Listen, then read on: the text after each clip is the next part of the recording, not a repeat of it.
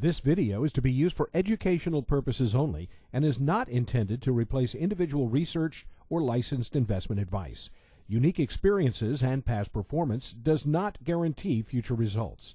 Trading stocks, options, and spot currencies involves substantial risk, and there's always the potential for loss. Your trading results may vary. No representations are being made that any software or training will guarantee profits or not result in losses from trading.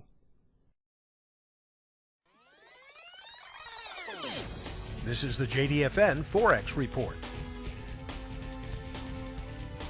Good afternoon, traders. I'm Scott Norris here with your FOREX Report. Today is Friday, September 5th, 2008.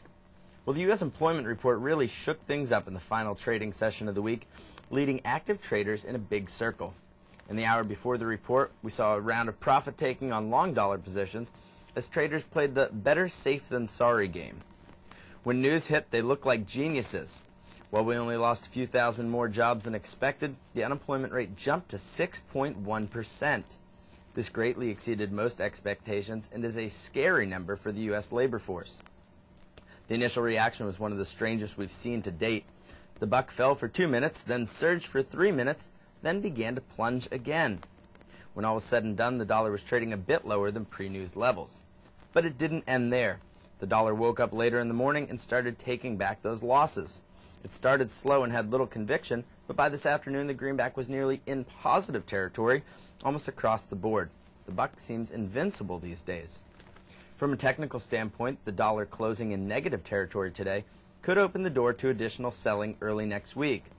Small speculators still long the dollar may decide it's time to take some profits off the board if we begin to see lower highs and lower lows for the dollar, even on a 60 or 180-minute chart.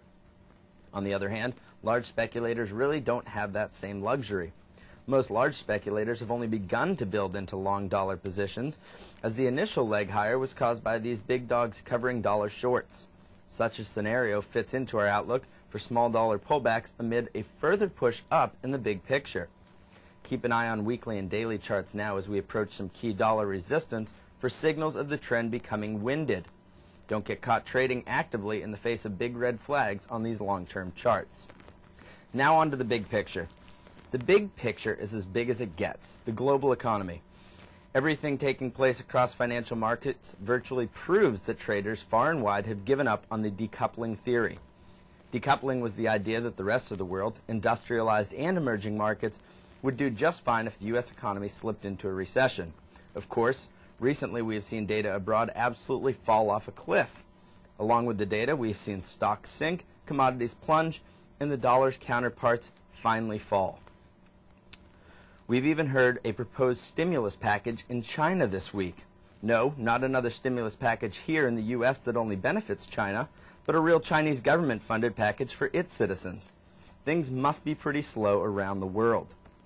Based on this being the driver behind the greenback's recent run, there's still room to go depending on just how bad it gets overseas.